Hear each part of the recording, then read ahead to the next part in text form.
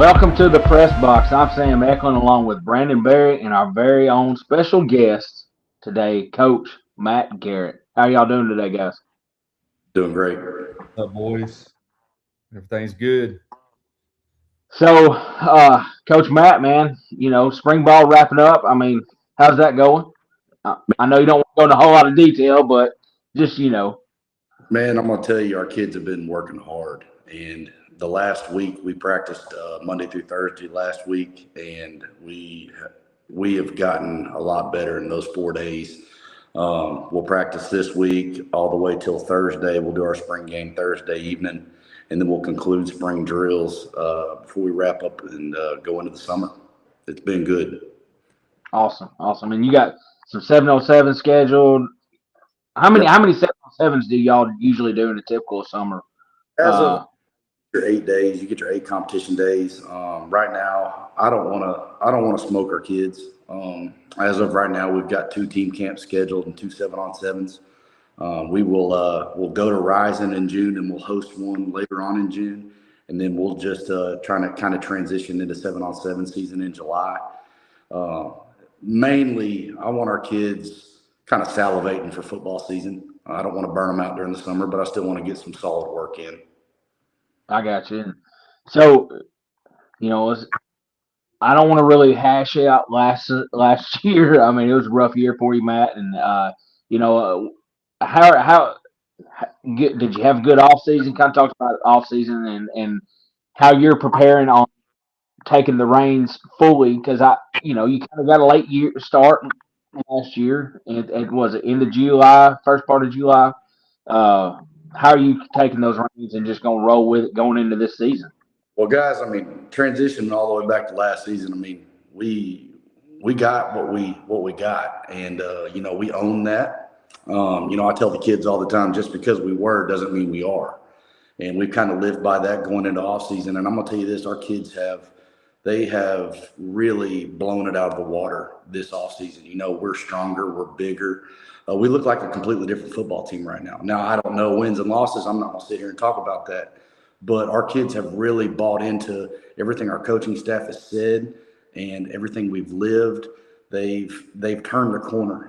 Culture is such an overhyped football program word, but our kids have changed our culture. It's from top to bottom, seventh grade to 12th grade. It's completely different, and so it's good. It's been good all winter. We started implementing some stuff. Middle part of the spring, getting out and just bouncing around. But everything from flex run to the weight room to competition drills, it's been great. And I can't. It's really it's been better than I thought it would. So hopefully, as we continue to press forward, the we'll reap the benefits of what we sowed. But we just got to keep living in the day and worry about today and not what's down the road. Man, so talking about last year coaching transition, there's been a whole bunch of coaching transitions this year, and just with the different conference realignment. Chapel drops down into our conference. What are some things that Chapel brings to the mix? I'm sure, me personally, and I'm sure Brandon and you will probably agree with me that this is the SEC of football and high school football in the state of Arkansas. So with Chapel coming down from the 5A South, how does that transition into this? You lose Helena, and they drop down to 3A into what's probably the SEC of 3A football, and they create a void, and we replace them with Chapel, who is just as dynamic, just as athletic. Coach Hurd does a great job up there. A lot of his coaches I know, and they do a great job with their kids, and it's another tough test, and we can't run from it. They're on the schedule. We just gotta get ready for war every week. Yeah. So, man, and Brandon, you got anything you want to add? Well, just kind of talking about the West Helena dropping to 3A, and I think Sam, you mentioned a while ago about losing one of their players, they transferred to a different school. West moving to 3A might be a good fit for them. And then with Watson Chapel coming into 8-4A, some people might kind of feel like, oh, they might be a tough team. And I don't know a lot of history on Watson Chapel yet. I would assume that they would bring to the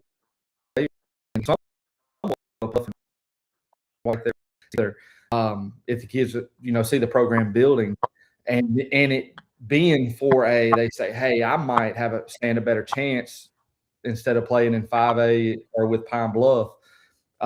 They might transition to there. So I don't know what next year looks like or this year looks like for Watson Chapel, but later down the road could be a contender in the 8-4A. But they gotta show up and play if it opens any kids' eyes to come join the team. Warren to me is always since Bo took over in 2000. I think Warren has been the standard of the 8-4A conference. I mean, I can't remember how many conference championships he's won. I mean, I know he's lost more than he hadn't won. I mean, yeah, I said that backwards, but I think we were tracking with you. We knew what you were. Yeah, he won more than he hadn't. Yeah, that makes it. Yeah, I mean, I think it's crazy. Bo's done a great job. Coach Embry, he's done a great job down there in Warren. But and then Stuttgart coming over, that's another huge dynamic with Coach Price's. His kid taking snaps quarterback. This is third year in a row. We'll see him. I mean, Coach G, you remember? He won. I think it was a 35-yard Hail Mary, 40-yard Hail Mary pass that he scrambled around and put Star City out of the playoffs 2 years ago. I mean, that was I personally have never seen that actually happen in real life. I've seen it on TV. But, I think when that happened, with that play, so for ones that don't know, me and Sam call the Star City game on Friday nights, and that play, we were like, oh, we got it wrapped up. I mean, the clock's expired. The play's over with. There's no way he's going to make that throw or maybe the throw, but not the catch. Yeah, so that was a kind of a wowzer on us. I think we lost coach with us, but Sam, keep going. Sorry. Yeah, I remember sitting up there and I didn't even want to do the post game or anything because I was just like, oh my gosh. But I mean, Kane. I mean, he's not to go. I'm gonna save that for down the road. But Kane is one of the top recruited athletes in the state of Arkansas right now. What's up, Coach G? Glad to have you back. Had a kid problem. But Kane, he's a kid that he's got a lot of talent, and I think I think last year he averaged like 6 touchdowns a game between running and throwing. I mean, did he make some mistakes? Yeah, he made some mistakes last year, but the kid is actually freaking phenomenal taking the snaps for the Riceburg. And I mean, luckily as a Star City fan and the rest of the 8-4A, we only have to deal with him one more year. Yeah, and like what I noticed his first when he was in 9th grade, it was pretty good, and then he kind of was. I don't know how to say this, but he got bigger. He became an athlete his last or 10th grade year when the game we're talking about, and then just recently seen him. I mean, he's tall. He's gained muscle mass. So hey, he's going to be a baller for sure, and look for him to ball out this year. Talking to one of the coaches over in Stuttgart the other day, he said he's a heck of a basketball player too. It just seems like an all-around athlete for sure. I mean, he's a stud. He's a stud. Coach Price does a great job over there, and he Kane really is the leader of that program, and he does a great job. Yeah. So, yeah, I mean, this conference is completely loaded, and then you have you have I can't. I'm trying to think of his name. The running back from Monticello. Monticello's losing quite a bit up front. I think they're losing all five starting offensive linemen this year. But their running back, JoJo. yeah, Yeah. he's a phenomenal back for Coach Harvey down there in Monticello. He's a stud too. Do what, Matt? Tight end Jackson Rawls, he's a stud too. Yeah, he's a giant running down the field. I mean, he's a mismatch anywhere you put him. How tall is it? How tall is he? He's probably 6'6", 6'7". He's tall. Yeah, I mean he's athletic too. That's what makes him scary. He's an athlete running down the field, and I think he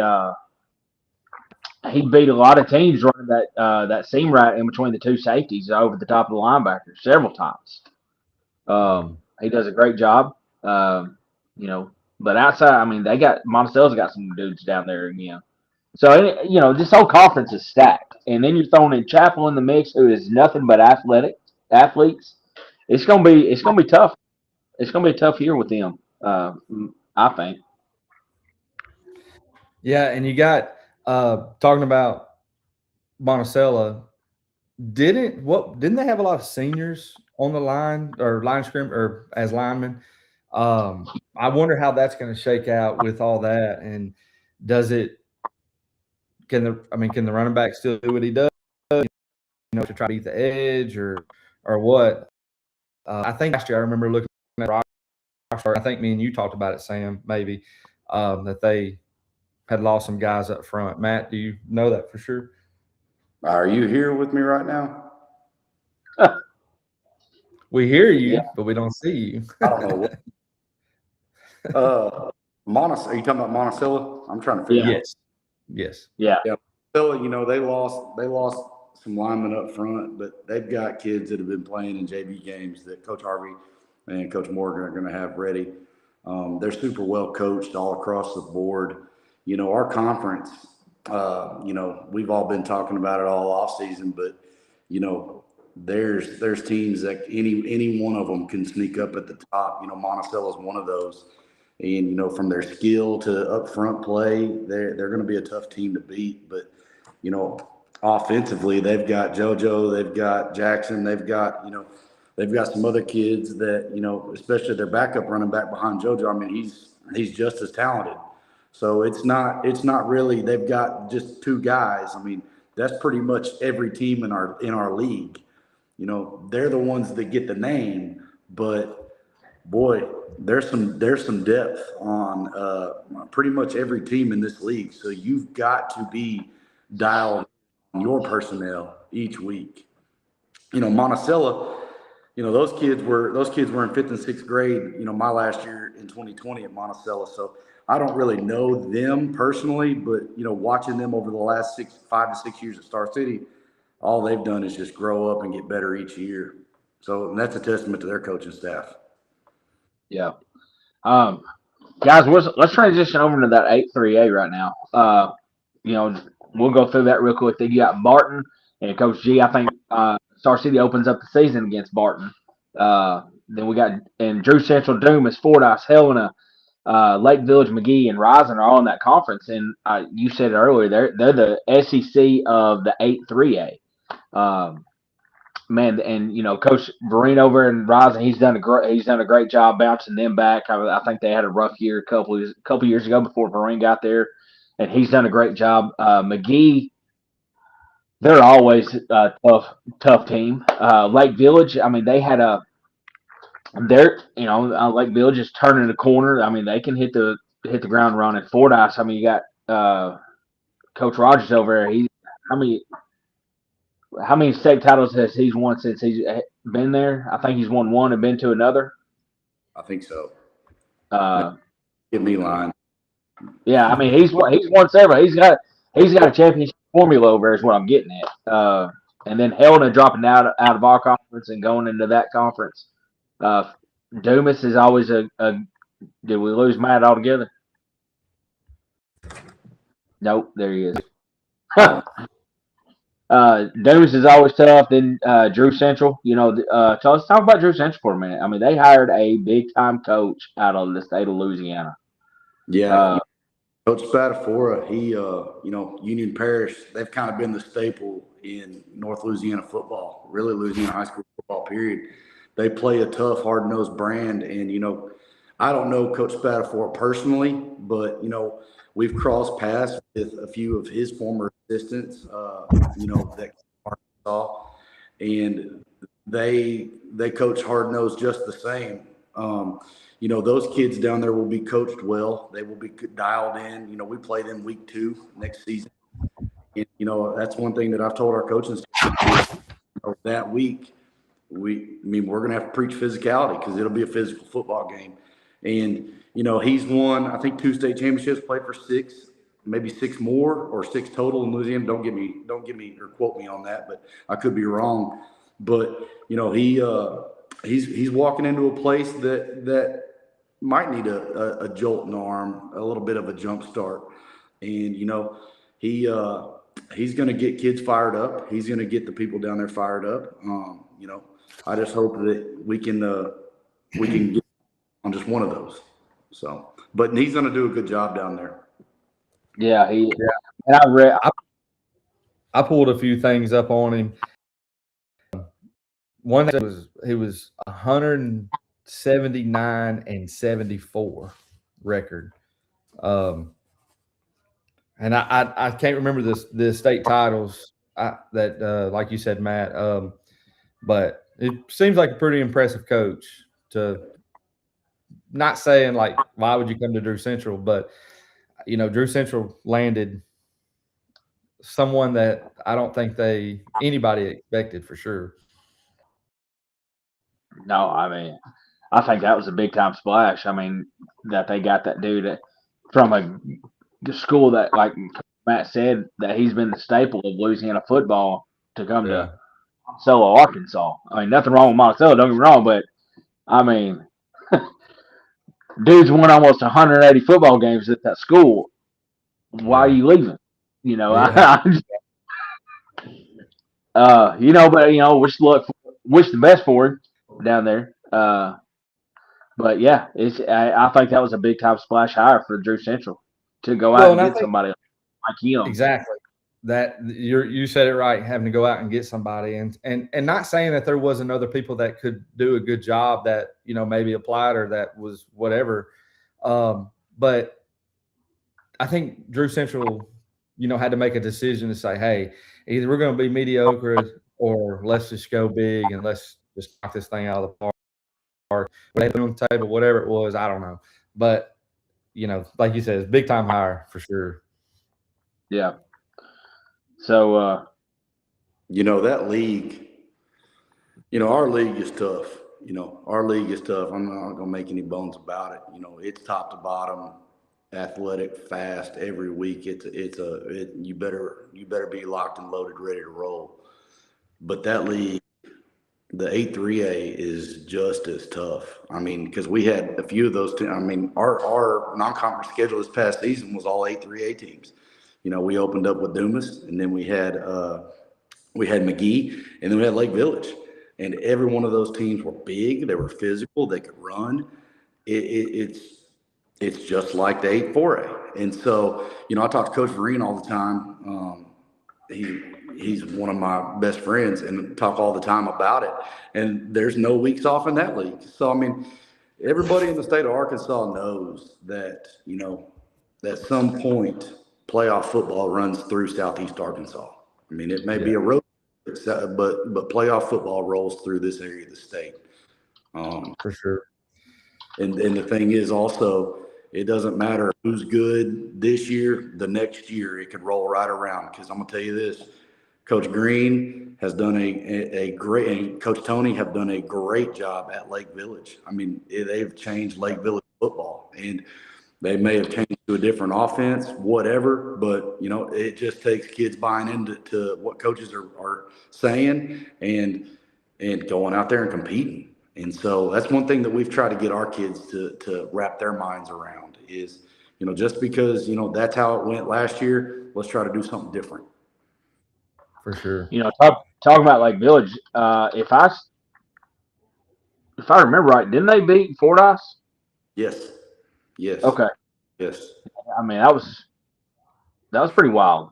And Yep. to me, and maybe Lake Village or Fordyce went down there and overlooked them. I don't know, but for them to beat a school like Fordyce, you can see that they're trending in the right direction.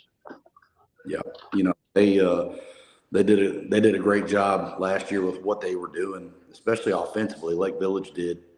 They got out of the spread. They got into some flex bone stuff, and middle of the year, I think they transitioned to some single wing and really controlled ball games by keeping the ball. And that's a recipe for success. And doesn't matter what scheme you run, especially offensively, kids got to believe in it and got to execute. And their kids did a great job of that last year. And I don't see any reason why they take a step back going now. Yeah, Yeah. for sure. That Lake Village has always been a team that you sit there and you watch the guys warm up, and sometimes you wonder, like, man, this kid should. And so I see some progress with Lake Village. Before we switch gears here, also got to give a shout out to Sir Roderick Smith. He Coach Lovelady transitioned to Whitehall. And I think Sir Roderick was a assistant coach or junior high head coach, and then got the head coach job for the high school. So probably, little lady, awesome coach. Matt, you probably know him better than I do, but he had a good program, and I think Sir Roderick was around him enough that kind of a mentor coach, if you will. So Siraj should step in those shoes and hopefully keep Dumas going. Definitely shouldn't have issues with athletes. Just executing like you just mentioned a while ago, Matt. I don't know Coach Smith, personally. Our paths at Dumas didn't cross back whenever I started coaching high school football down here. But I do know Coach Lovelady. Want to tell him congratulations on getting back up to Whitehall. But like I said, Coach Smith, he's stepping into a role that he's from Dumas. He's got a lot of pride in being a Bobcat, and I don't think he'll do anything but work his give everything he has to that program. So that's a big rivalry game for us here at Star City, and we get to play them at home. They'll be our home opener this 2026 football season, and it'll be a tough test for us trying to get that trophy back. But I don't see a time that Coach Smith is working at Dumas that he's not giving everything he has to that program. And so, we've just got to continue to stay focused on, our task at hand here. Definitely. Well, so here's a little bit. SEC tournament for baseball starts tomorrow at 9:30. At 9:30 in the morning. Yeah. It's you got Missouri. They're coming into the season. I mean, that they kind of had a rough go at it with Missouri. Missouri this year. I mean, they're opening up with Ole Miss. I mean, Ole Miss is usually a pretty good baseball program. They're a very historic baseball program. I mean, they've won a World Series. I think what was that, like in 21, 22, something like that. So I mean, that's who opens up the SEC play this year is Ole Miss and Missouri, and then I know this is Coach G's favorite thing, by the way, so I'm enjoying this. I'm rocking out. Then you have Kentucky and Vandy. Arkansas just they won the series against Kentucky yesterday or Saturday. That was a pretty wild game right there. The final of that game was 16-12. Kentucky, I mean, 5-6 years ago, Kentucky wasn't even a relevant baseball program, and now they're in the mix. I mean, that coach that they hired, man, I can't call his name right now, but he's turned Kentucky baseball program around, and I mean they're constantly in the mix. As far as that goes, and they're playing Vandy. Vandy, Coach Corbin up there, he does. They're in the College World Series every year almost. I mean, they do. He does a great job there. Then South Carolina and Tennessee. Not a whole lot going on with South Carolina baseball. I'm gonna be honest with you. They fired their coach mid-year. So in Tennessee, they got a new coach this year.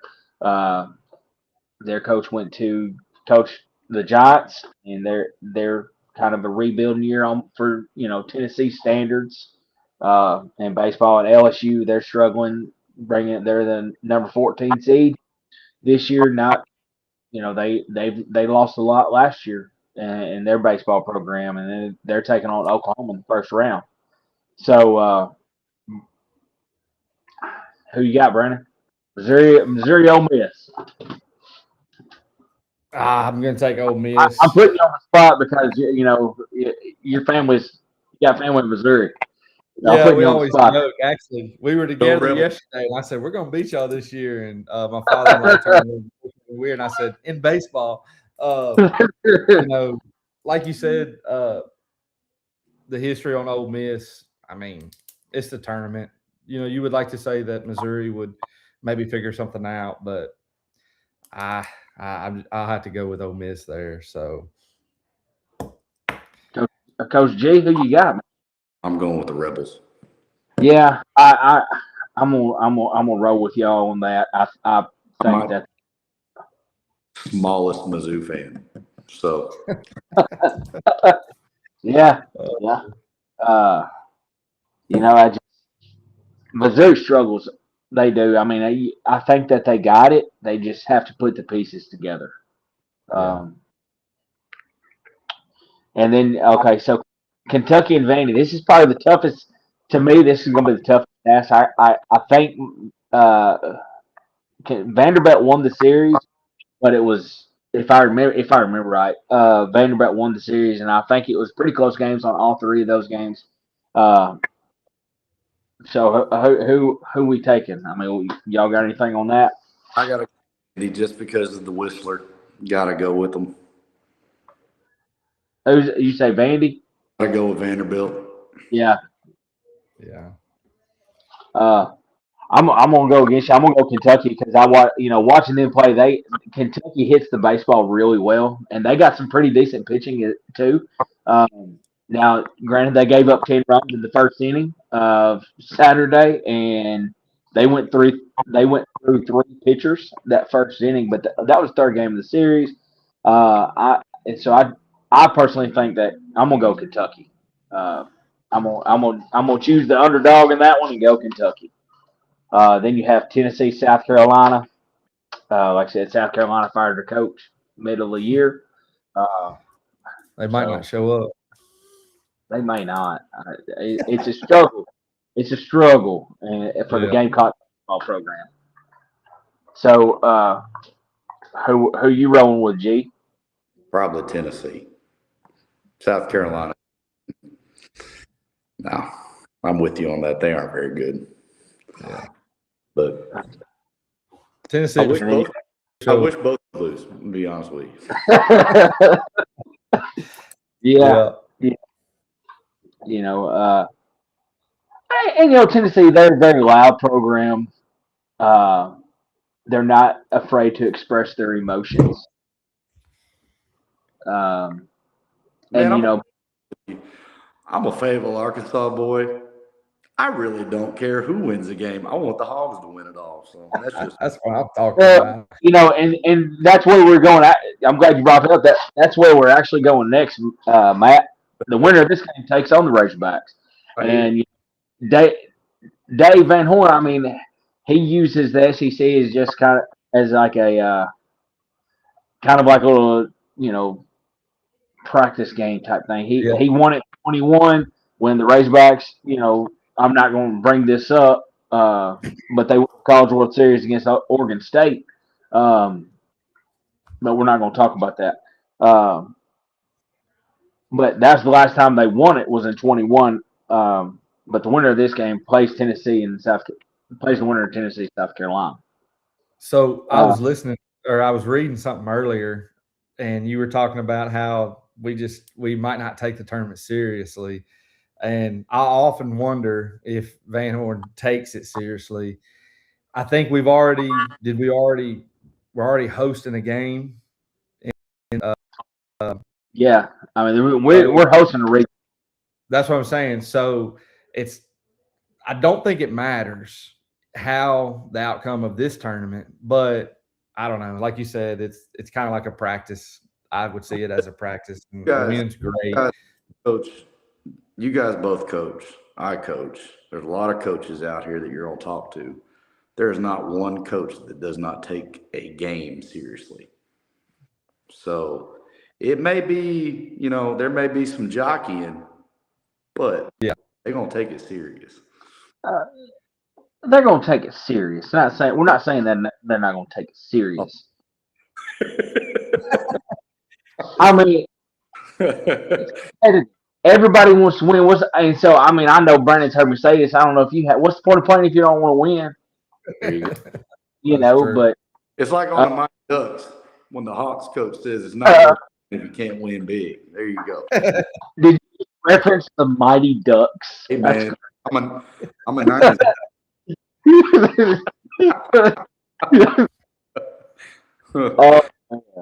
So anyway, all right. Brandon don't know nothing about that movie.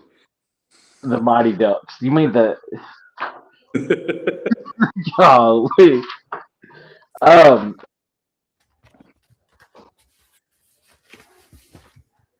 The winner of that plays Georgia. I personally think Georgia. Me personally, I think Georgia is going to win the whole thing. As far as SEC tournament goes, they have the best chance to win. They're going to host a regional. If they win that regional, they're going to host a super regional, and then they're going to the College Series. Georgia's got all the pieces. I mean, their catcher is in the 25-25 club. He has 25 home runs and he has 25 stolen bases. You don't hear that much about catchers doing, especially stealing bases. And when I think of a catcher, I think of the kid from Bad News Bears, the tubby kid eating the Snickers bar. The game of catching is different now. It's just, anyways. I was impressed when I read that stat that they have a catcher in the 25-25 club, and I think he's one of 6 players ever to do it in NCAA Division I history. Pretty solid. Yeah. So Georgia's got my vote to win it. I'm gonna ride the number 1 seed here and go with Georgia. Who you got, Brandon? Man, I'm like Matt said. Man, I'm not from Fayetteville, but I'm a Razorback fan. So of course I'm gonna say the Razorbacks. But if the Razorbacks don't win, I think Texas might win. Yeah, and if the Arkansas wins. If they beat the winner of Tennessee, South Carolina, that's who they go meet is the Longhorns, and it's always a great thing as a Razorback fan when you see the Horns go down. Yeah, sure. Yeah, that's kind of. I just kind of where I went with it. I don't know a lot about Texas baseball, but for whatever reason, if Arkansas doesn't make it there, I think Texas will probably win it. In my opinion. Yeah. Well, Matt, who you got, man? Man, I know this. Coach Johnson, ever since he was an assistant at Arkansas, he's been a stud as a coach. And, you watch Georgia play, and he's got some Van Horn type of coaching. And, they play hard.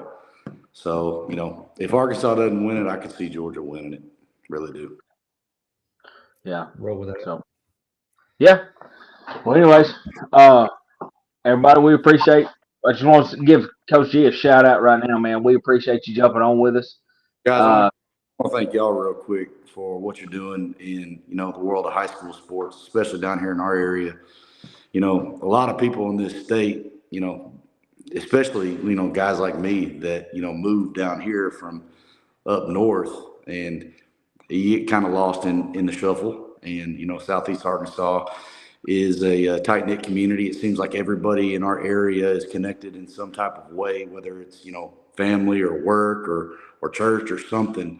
And it's a community. You might be 30 minutes away from the next town, but you're gonna know somebody in that town. You're gonna have a relationship with somebody in that town. So sports is a big part of our area. It's something special, and for you guys to promote our area sports and all that. I know our area coaches. It's not just football. It's everything. From top to bottom, all of our schools and everybody associated with that, it means a lot, just to get, the publicity for it. It's not about getting, your face on camera and all that. It's about getting our kids promoted. And you guys are doing a great job with getting that started. And, I'm excited to watch this blossom. Yeah. And that's one thing that we talked about was, recruiting's a whole different thing. We're not saying, hey, we get some kids on here or whatever, that's going to help them go D1 or whatever. But that's something that there is athletes down here, and we don't want to just be non-existent on the map. And we also want information about the different schools and the sports and put it out, because sometimes we do feel like we're alone down here, but we are one community, like you said, Matt. That's a good way to put it. So. Yeah. Appreciate you jumping on with us. Yeah, man. Thank you. Appreciate it. So with that's going to wrap up the very first episode of the Press Box. Again, Coach G, good luck on the football season coming up. We'll be hollering at you soon. Thank you, guys. Go Dogs. Go Dogs. I'm Sam Eckham, along with Brandon Berry.